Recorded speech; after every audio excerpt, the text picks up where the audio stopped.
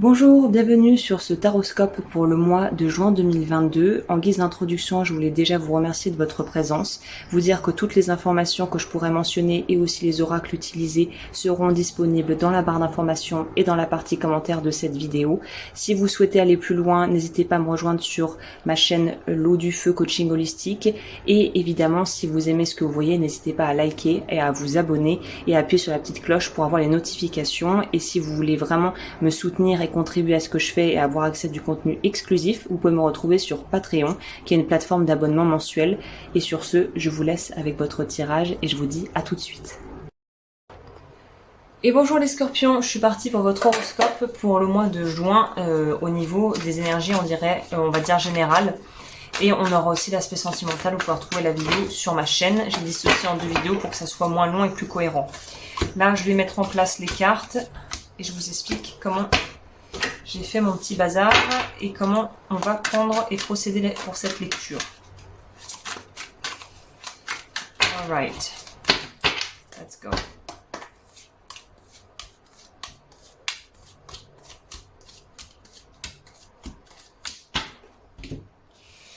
Ensuite, on va commencer par...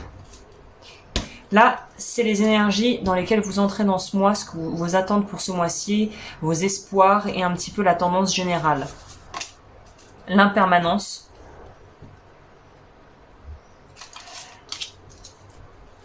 Neuf d'épée, la force. Ok, on lutte avec quelque chose qu'on ne veut pas lâcher.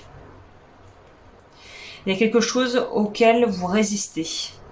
Comme si vous ne vouliez pas, vous vouliez figer une situation et en gros qu'elle dure toute la vie, qu'elle dure toujours. C'est un peu la pensée magique de l'enfant où on veut que les choses soient comme ça, où on pense que les choses vont être comme ça pour la nuit des temps et il s'émère jusqu'à la nuit des temps ayant beaucoup d'enfants.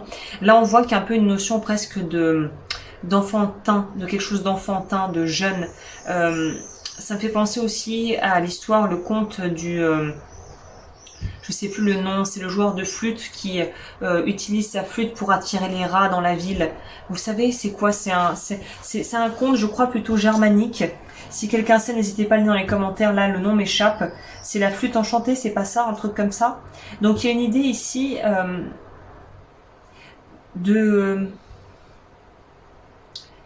vous êtes en train de vous raconter en fait une histoire à propos de quelque chose que vous êtes en train de vivre et plus vous racontez cette histoire, plus c'est comme si l'étau se resserrait autour de vous et que vous fixiez les choses.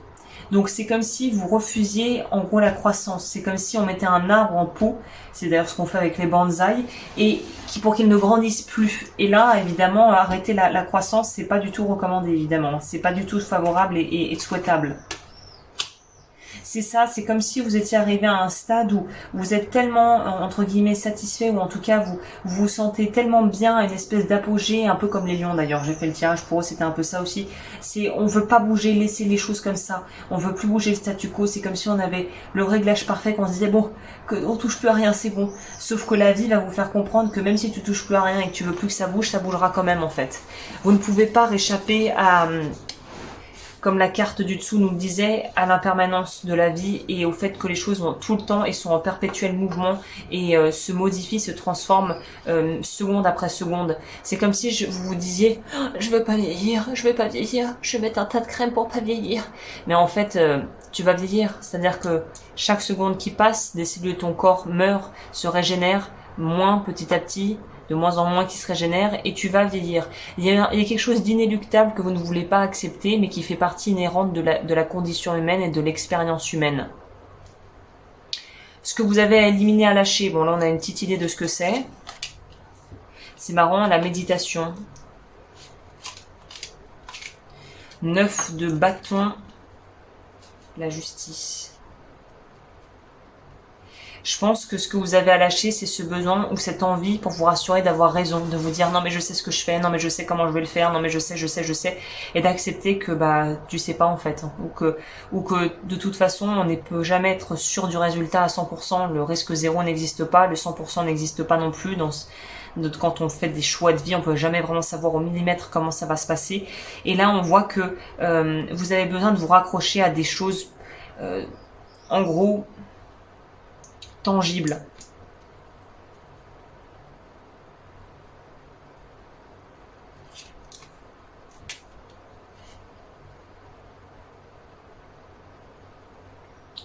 J'ai l'impression que ce que vous avez à lâcher, c'est ce besoin de vouloir absolument contrôler le résultat. Parce que ça dépasse votre champ d'action. C'est comme si tu voulais demander à Dieu qu'est-ce que tu veux qu'il fasse. Dieu est pas là pour te servir, entre guillemets. Il y a une notion un peu comme ça, c'est la vie est ce qu'elle est.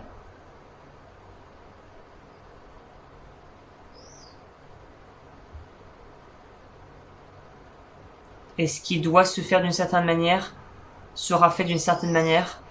Et les choses qui ne sont pas appelées à être réalisées, elles seront mises de côté. En gros, c'est rester dans cette optique que la vie ne travaille pas contre toi, mais elle travaille avec toi. Tu co-crées avec la vie en permanence. Et parfois, sur le coup, on est déçu quand des choses ne se font pas comme on veut. Et finalement, a posteriori, on dit souvent, mais Dieu bénisse, je remercie le ciel que ça ne se soit pas passé comme j'avais pensé, en fait, parce que quelque chose de bien mieux se prépare derrière. On a ici ce que vous devez prendre en compte, le féminin sacré. Votre intuition, vos ressentis, votre monde intérieur, nourrir le monde intérieur. J'ai l'impression qu'il y a une notion de préserver son intégrité, son authenticité, son espace, sa vie, ses choix. Pour moi, il y a une idée, protéger vos rêves en ce sens où il y a des choses qui sont pas forcément bonnes à dire à n'importe qui. Faites preuve de discrétion. La lune. Donc, vous voyez, on est vraiment là-dedans. La lune régit quel signe déjà? C'est les poissons, hein. Ouais. Roi de denier, c'est ça. Il y a des choses, vaut mieux les garder pour vous.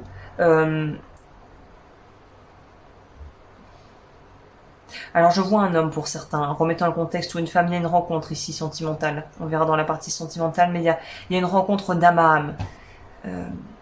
Quelqu'un qui va vous mettre inconfortable, quelqu'un qui va appuyer partout où ça fait mal. Vous allez lui dire, putain, mais celui-là qui se casse ou qu'elle se casse. Mais cette personne est là justement pour mettre le doigt sur ce que vous avez à travailler, en fait. Parce que s'il appuie et que ça fait mal, c'est qu'il y a quelque chose qui n'est pas cicatrisé, en fait.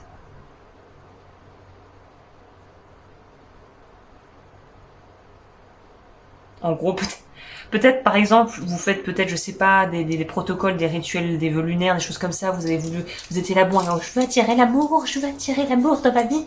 Et là, la vie vous apporte quelqu'un, mais c'est pas du tout ce qui était prévu au programme. Et cette personne va vous pousser à grandir, en fait.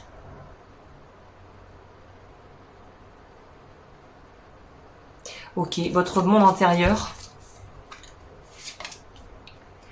la protection. J'en parlais pas juste avant. Protéger votre, vous allez être un petit peu à fleur de peau, hein, j'ai l'impression.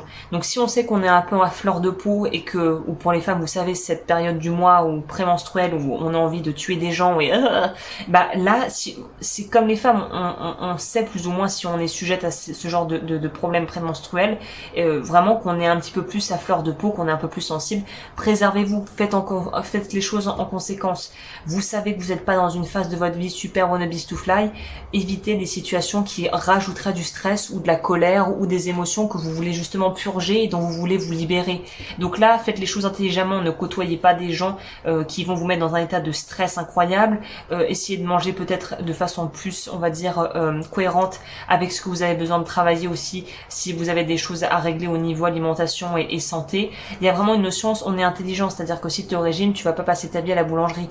Il y a une notion ici de se préserver pour justement rendre plus fluide le travail à faire au niveau émotionnel que vous êtes en train de faire, à cette espèce de purge émotionnelle là. Roi de bâton, le soleil.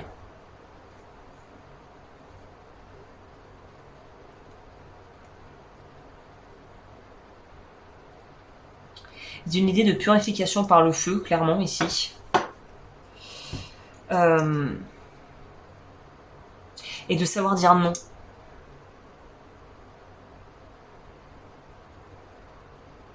De savoir dire non.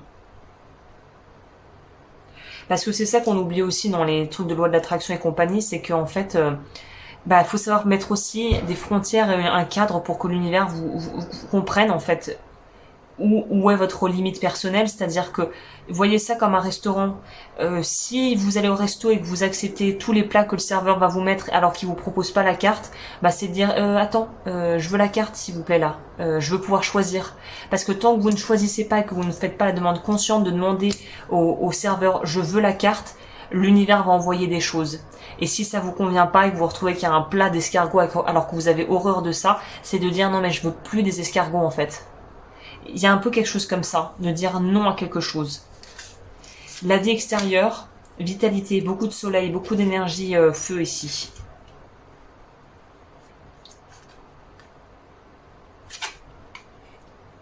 Reine de feu, donc on est encore sur du bâton. 3 de feu, on est encore sur du bâton. C'est aussi accepter justement d'assumer son pouvoir, sa position et d'assumer justement le non. D'assumer les choix et de ne pas avoir à revenir dessus en fait. C'est aussi pouvoir se libérer du regard des autres et de la peur d'être jugé finalement. Ouais, vous allez vers une guérison de toute façon.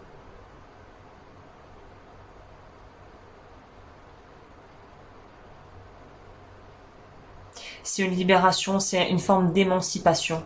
On s'émancipe d'un contexte, on s'émancipe d'une relation, on s'émancipe d'un système. On devient libre, vraiment libre. On va voir qu'est-ce que les cartes vous conseillent ici.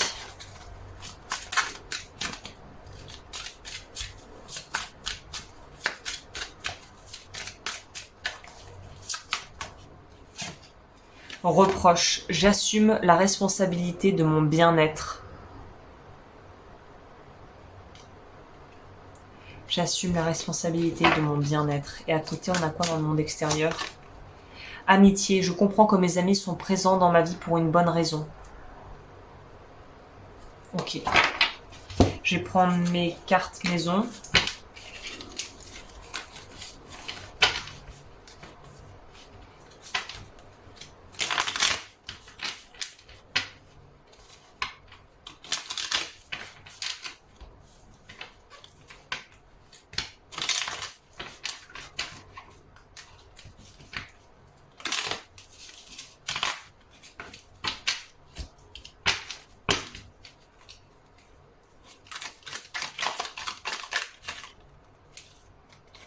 Passer du temps avec des animaux, utiliser son corps.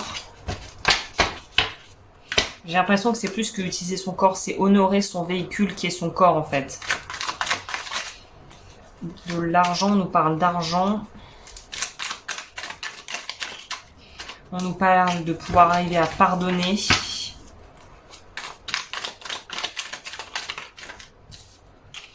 Abondance bloquée. Donc voilà, peut-être s'autoriser à recevoir. Dépression.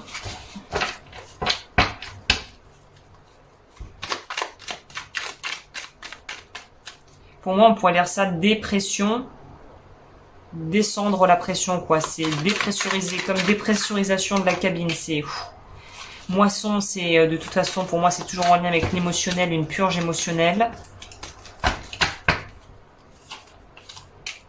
Humour, rire, confiance. Aptitude non développée, vos valeurs profondes, séduction, une trahison. Donc c'est ça, je pense que vous avez... La pilule est dure à avaler parce que vous avez peut-être subi une forme de quelque chose que vous avez vécu comme une trahison, qui est probablement en lien avec le cercle amical. Peut-être même quelqu'un qui vous a fait un faux plan au niveau financier, un soi-disant ami. Et c'est d'arriver à passer outre ça en fait, et de retrouver confiance en la vie et en les autres. On va voir au niveau des... Quel chakra travailler pour les scorpions? Le sacré. Révocation du vœu de chasteté, libération de la blessure d'abandon, travailler avec la couleur orange et la planète Vénus qui est en lien avec l'amour, les relations et la la capacité à attirer justement à soi, comme on a vu, ce que l'on désire sur tous les plans. Donc regardez peut-être dans votre thème astral, si vous le calculez, où se trouve la Vénus et dans quelle maison et dans quel signe. Ok, bah écoutez, je crois que j'ai tout dit pour les scorpions. Donc comme toujours, bah prenez ce qui résonne en vous. N'hésitez pas à liker, à vous abonner. Si vous voulez me soutenir sur Patreon, c'est greatly appreciated. Et n'hésitez pas aussi à aller voir ma chaîne L'eau du feu coaching pour voir ce que je propose là-bas. Et sur ce, bah moi je vous souhaite un très très joli mois de juin et on se retrouve bientôt pour d'autres tirages. Prenez bien soin de vous.